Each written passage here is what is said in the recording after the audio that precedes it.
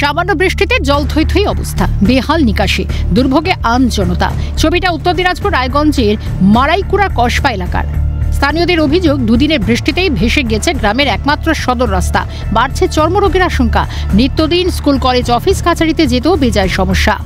বাচ্চারা তো যাতায়াত করে এদিক দিয়ে। হ্যাঁ, বাচ্চারাও যাতায়াত করে, স্কুল যাওয়া, প্রাইভেট, সব এদিক দিয়েই। হ্যাঁ, জল থেকে রোগ, তারপর ইনফেকশন, কত কি, পায়ের আঙ্গুলে ঘা হয়ে যাচ্ছে, বাচ্চাদের ধরেন ঘাটা হয়ে যাচ্ছে। এগুলো তো জলটা শুকালো, নাহলে অনেক দিনই জমে থাকে জল।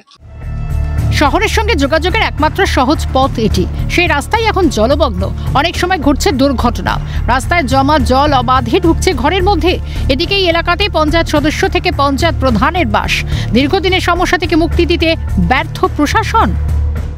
পঞ্চায়েতে বাস করি, পঞ্চায়েতের মেম্বার হোক আর প্রধান হোক, কেউ আমাদের দেখতেছে না। এদিক ভোট নেওয়ার সময়, সে সময় মাসিমা, কাকিমা, পিসিমা আসবে, আর তারপরে নাই।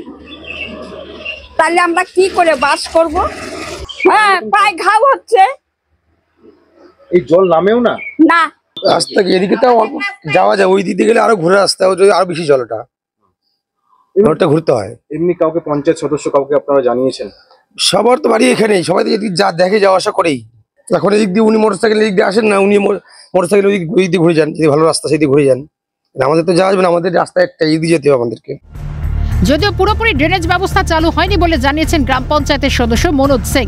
যেহেতু পুরসভা সংলগ্ন এলাকায় রাস্তা খারাপ থাকায় জল বেরোতে পারে না। মাস্টার প্ল্যান না হওয়া পর্যন্ত সমস্যার সুরাহা হওয়া মুশকিল দাবি করেছেন তিনি।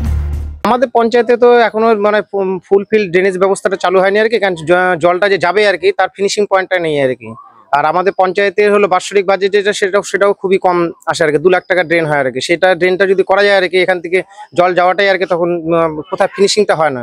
আর আমাদের সঙ্গে যেহেতু পৌরসভা লাগানো এরিয়া আর কি, ওখান থেকে পৌরসভার রাস্তাটা খারাপ থাকার জন্য ওখান থেকে জল যে বের হয়ে যাবে সেটার উপায় নেই আর কি। পুরো যতক্ষণ আর কি বড় ড্রেনেজ মাস্টার প্ল্যান না হয়ে যতক্ষণ না হচ্ছে, ততক্ষণ এই ধরনের পকেট ড্রেনগুলোর কোনো সুরাহা হওয়ার মতো ব্যবস্থা, মানে প্রকৃত অবস্থা মুশকিল আছে।